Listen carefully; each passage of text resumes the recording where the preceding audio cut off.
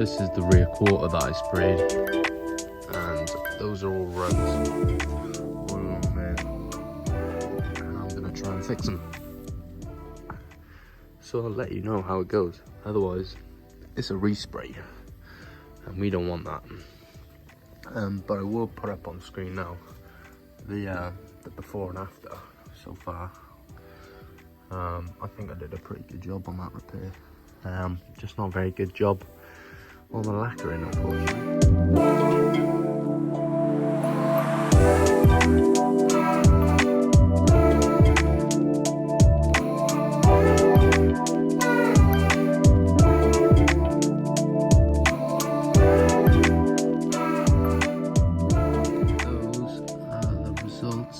Of the rear quarter.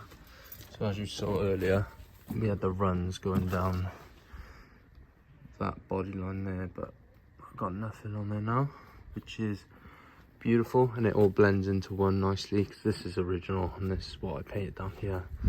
And I think I've done a good job there. So little update for you in the middle of the video. Finished polishing obviously the front end, as you saw, taking a little break from the bodywork, and I'm going to move on to the brakes as they need doing, pads and discs all around. But I also wanted to let you know that I've got a crack in the housing that is down there, so I've got a garage to do that, and that's booked in for tomorrow. So those are the two only mechanical things that I need right now. ABS lights on, but I'll chuck it on a diagnostic and see what we got. It's probably just a sensor. Well, I'm hoping it's just a sensor. And yeah, basically gonna do a video changing the brake discs and pads. I know a lot of you won't really care about that in particular, so I'm gonna do a separate video, just basically a tutorial for anyone that wants to know how to change the discs and pads on a 3 Series estate. So I'll get back to you once I've sorted the brakes. Guys, so I'm back and I've done the brake install. That'll be being released after this video. And as you may notice, I've got some new wheels on, and these are M3 E92 genuine wheels. They're forged aluminium, I believe, and they've been powder coated in black shadow chrome, and they look killer. So I cleaned up the calipers, so they're like a brighter blue now. I'm not really a big fan of it. I might go yellow or red, but that is that sat stock. So these are 265 35 19s on the back, and I can just get my fingers in that side. It's a bit lower on this side. I'm not sure whether there's more weight on this side. Oh, it's because I had the car up, it's actually dropped quite level now. So yeah, it's looking pretty good. I think I'm running too wide of a tire on the back, but this is how I bought the wheels. So I'm gonna burn through these wheels, these tires, sorry, and then probably get a 245 and get a little bit of a stretch so they're not rubbing on the arch. And then on the front I've got 255s, and they got Michelin Pilot Sport 3s on the front. All new discs and pads all around, and the fitment is unreal. No spacing, nothing needed. Obviously the wheels turned a little, but you might be able to see it better this side, but they are perfect. They're 8.5J on the front and 9.5J on the back, and I am pretty happy. I was going to lower the car, but I think I'm pretty happy with how it sits now. So this is going into the garage now to get that coolant leak fixed, and then we're gonna crack on with the rest of the bodywork, guys. So here she is, guys. This is what we're looking at before we give it a proper clean. So I took it to a car wash because I don't have the facilities for that at the moment, but she's looking pretty clean. There's a lot of scratches that I want to polish out, but the interior is what I'm going to be focusing on at the moment. So as you can see, it's quite sandy. I did have parts in here and a bit of oil came down out of one of the intercoolers, so I need to completely hoover and wash all of this. But I also wanted to take out definitely the front 2 seats and see what we can do about getting maybe the bottom of the back seats out. But look how disgusting this is. Just sand, mud, grass. Look at that in there. It's just tobacco everywhere. dust and just grime all over the dash. Need to clean the windows. So yeah, I just wanted to give it a good clean. It was hard to drive for the last couple of miles now, just doing a few errands.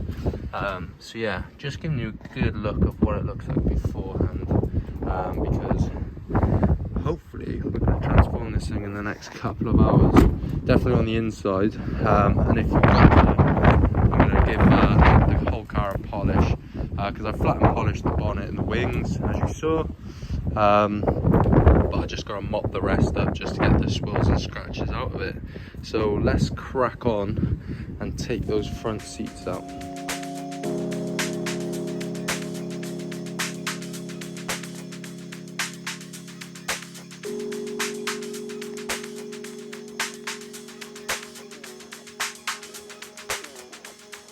So now that they're out, we can have a better look at what we're working with. So we've just got a lot of big bits of rubbish, some sugar, hopefully that comes off. Definitely a used car, someone has used it. Definitely a smoker, lots of papers and tobacco and stuff, paraphernalia knocking about. So hopefully hoover up all the big sort of bits, empty out the rubbish and see where we are, guys. Those back seats aren't going to come out, I don't think. I had to unbolt the actual seat belt from the seat. So there's 5 bolts in total and then just 2 little wires.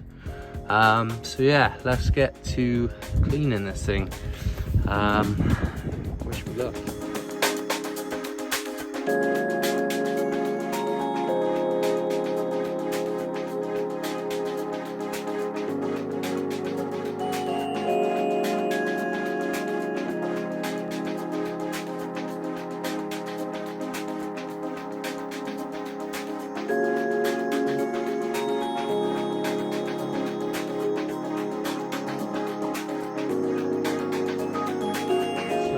I've hoovered out both sides, and I've just started detailing the center console here, so a lot of stuff's just landed back on, so I'll have to re-hoover.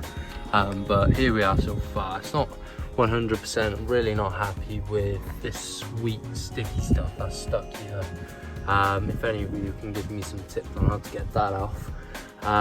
So yeah, I'm just going around with a sort of like a detailing brush, some interior shampoo, and I'm just going over the entire center console and all the plastics, and hopefully they should come out looking like this. So yeah, it's all very filthy and grimy. Yeah, hoping to get a decent result, guys. Interior shampoo that I'm using for all of the plastics. So as you can see, that's the state of the M logo on this side, and then that's how I managed to get it up on the other side. So I've just been cleaning the sides and all of the sort of the plastics that you can't really get to in the seats in, and yeah, just going through it bit by bit. And I've got this little skewer, you can probably use a toothpick or something, just to get in between all the little plastic bits that you can't really get out with a cloth or a brush, and it works pretty well. So yeah, as you can see, all of the leather is looking much cleaner compared to that sort of glossy and tatty sort of way it was before. So I'm happy with how it's coming. The mats aren't perfect, like the way this has been like scrunched up there and it's not sitting right, that kind of pisses me off. And then dusty boots on there, I've tried to hoover and beat it as much as possible, but may get a fresh set for myself. So yeah, I'm just slowly going through it all, bit by bit, and then hopefully we can get to the outside probably tomorrow now, because this is eating up quite a lot of time. But I'm going to stick you on a time lapse and see how we get on.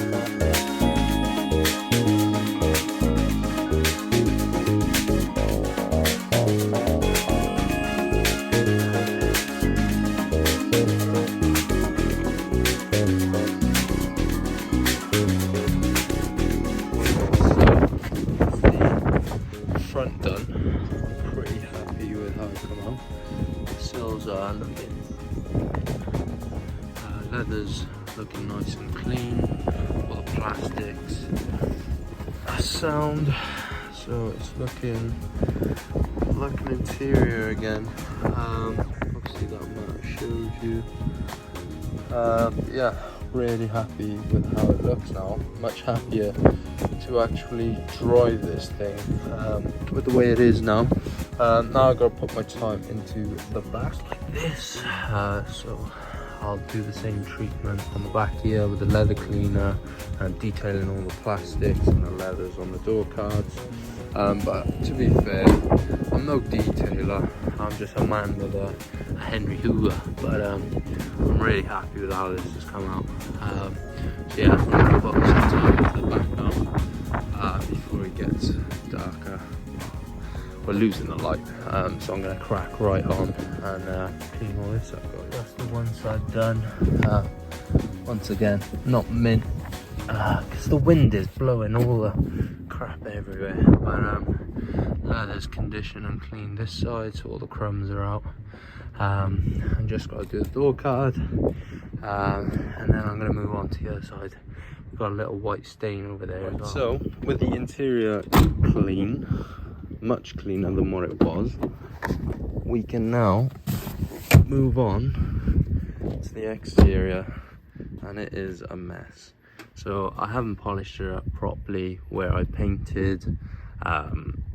Loads of scratches in places I didn't see when I was painting before, otherwise I would have painted other panels.